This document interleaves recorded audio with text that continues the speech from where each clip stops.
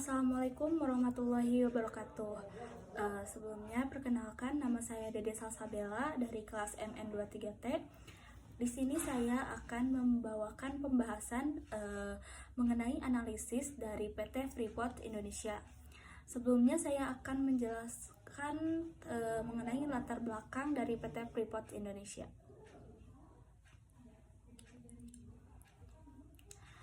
PT Freeport Indonesia merupakan afiliasi dari Freeport MC Moran Copper and Gold Inc.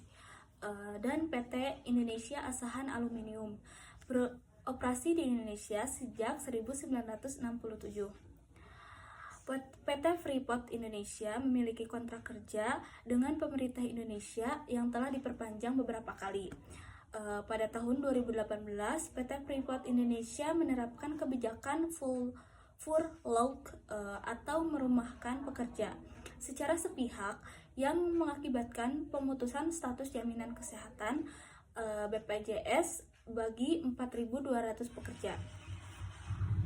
Kelompok pekerja yang terkena dampak mengajukan gugatan ke Pengadilan Negeri Jakarta Pusat menuntut ganti rugi atas kerugian immaterial. BPJS dinyatakan bersalah dan diwajibkan membayar ganti rugi, namun PT Freeport Indonesia dibebaskan dari tuntutan. Berikutnya ada faktor-faktor kekuatan dari PT Freeport Indonesia. Yang pertama ada aliansi politik. PT Freeport Indonesia berhubungan dekat dengan elit politik Indonesia yang memberikan mereka pengaruh dan proteksi. Yang kedua ada dominasi pembangunan. PT Freeport Indonesia juga memainkan peran penting dalam pembangunan di Papua, khususnya di Kabupaten Timika yang memberikan mereka nilai tawar yang tinggi. Yang ketiga itu ada kontribusi ekonomi. PT Freeport Indonesia berkontribusi besar terhadap ekonomi Indonesia, baik secara nasional maupun regional, yang memperkuat posisi mereka. Yang keempat ada fasilitas pengamanan. PT Freeport Indonesia mendapatkan fasilitas pengamanan dari negara yang memberikan mereka perlindungan dan kekebalan hukum. Selanjutnya juga ada strategi perubahan.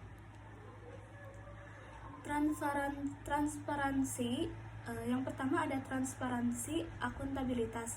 PT Freeport Indonesia perlu meningkatkan transparansi dan akuntabilitas dalam pengamanan keputusan, khususnya terkait dengan kebijakan yang berdampak pada pekerja. Yang kedua ada dialog dan kontribusi. PT Freeport Indonesia juga harus melibatkan pekerja dan serikat pekerja dalam proses pengambilan keputusan untuk membangun kepercayaan dan mengurangi konflik.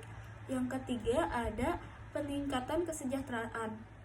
PT Freeport Indonesia juga perlu meningkatkan kesejahteraan pekerja, termasuk jaminan kesehatan untuk menciptakan lingkungan kerja yang lebih adil dan berkelanjutan. Yang keempat itu ada komitmen terhadap hak asasi manusia. PT Freeport Indonesia harus berkomitmen penuh terhadap hak asasi manusia, termasuk hak pekerja, dan memastikan bahwa operasi mereka tidak melanggar hak-hak tersebut.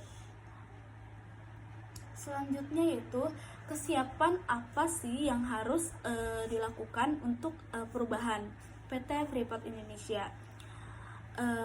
Yang pertama ada perubahan kebijakan. PT Freeport Indonesia perlu melakukan perubahan kebijakan internal untuk memastikan bahwa operasi mereka sesuai dengan standar etika dan hukum internasional. Yang kedua ada perubahan budaya. PT Freeport Indonesia perlu membangun budaya organisasi yang lebih terbuka, inklusif, dan berorientasi pada kesejahteraan pekerja. Yang ketiga juga ada peningkatan kapasitas. PT Freeport Indonesia perlu meningkatkan kapasitas internal untuk mengelola perubahan dan membangun hubungan yang lebih baik dengan pekerja. Yang keempat ada dukungan pemerintah. PT Freeport Indonesia membutuhkan dukungan kuat dari pemerintah untuk mendorong perubahan dan memastikan bahwa peraturan dan kebijakan yang ada mendukung hak-hak pekerja. Yang selanjutnya yaitu langkah-langkah yang harus diambil oleh organisasi yang ada di PT Freeport Indonesia. Yang pertama ada membentuk tim pekerja.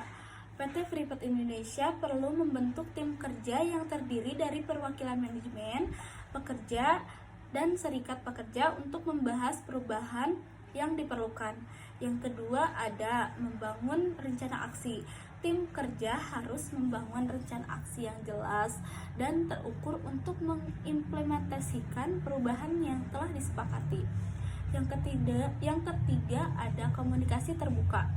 PT Freeport Indonesia perlu melakukan komunikasi terbuka dan transparan dengan pekerja tentang perubahan yang akan dilakukan untuk membangun kepercayaan dan mengurangi resistensi. Yang keempat ada evaluasi dan monitoring. PT Freeport Indonesia perlu melakukan evaluasi dan monitoring secara berkala untuk memastikan bahwa perubahan yang dilakukan itu efektif dan berkelanjutan. Yang terakhir itu ada kesimpulan dari analisis ini, yaitu PT Freeport Indonesia menunjukkan bahwa kekuatan korporasi di negara berkembang dapat menjadi hambatan bagi penegakan hak asasi manusia, khususnya hak kerja. Untuk mengatasi masalah ini, PT Freeport Indonesia perlu melakukan perubahan fundamental dalam kebijakan budaya dan praktik operasional mereka. Perubahan ini membutuhkan komitmen yang kuat dari manajemen, dukungan dari pemerintah, dan partisipasi aktif dari pekerja. Mungkin hanya itu yang dapat saya sampaikan dari analisis saya. Kurang lebihnya mohon maaf. Wassalamualaikum warahmatullahi wabarakatuh.